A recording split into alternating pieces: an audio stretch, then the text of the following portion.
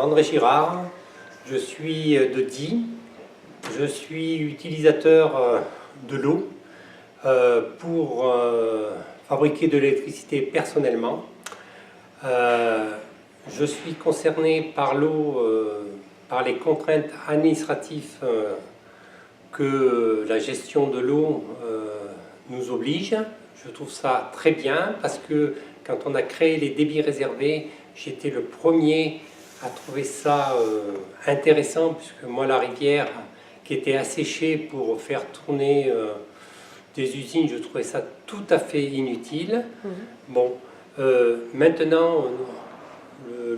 les projets font que l'administration, par ses carcans, nous met des débits réservés, nous double le débit réservé et crée des problèmes, pas pour les usiniers, mais alors là, dans ce cas-là, c'est pour les arroseurs, qui sont les jardins du Perrier. Je trouve ça un peu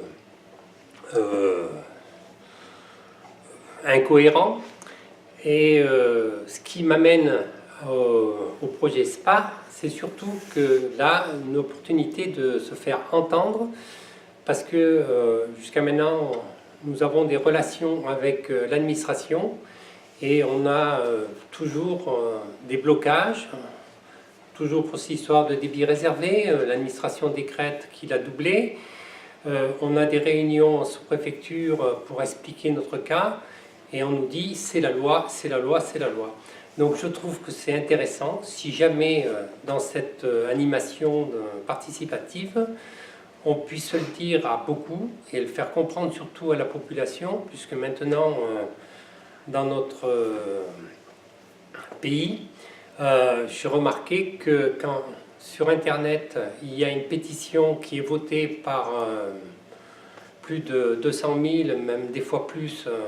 1 million de personnes, nos élus reviennent dessus. Donc je trouve que si dans la discussion on peut amener à résoudre les problèmes, j'adore l'eau, je ne suis pas pêcheur, mais bon, c'est parce que c'est jamais me présenter. Je trouve que c'est intéressant de s'en occuper et c'est quand même, dans le Diois surtout, nos torrents, parce que c'est pas des rivières, c'est ce qui est dommage, c'est que l'administration n'a pas compris ça aussi, c'est que même la rivière Drôme est un torrent, une rivière torrentielle,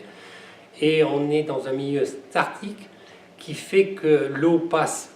beaucoup plus dessous que dessus, et je trouve que c'est dommage qu'on ne prenne pas en compte tout cela. Voilà, pour ça, j'espère que les discussions vont nous amener à nous faire comprendre,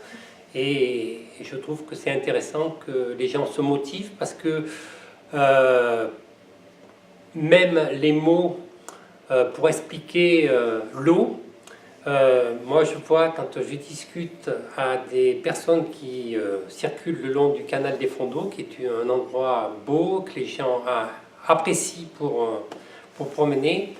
je leur parle de la clé, je leur parle du sage, je leur parle de beaucoup de mots qui normalement devraient être compris, et ils ne savent pas du tout de quoi je parle. Je dis 2 exemples, mais je pourrais en dire beaucoup plus.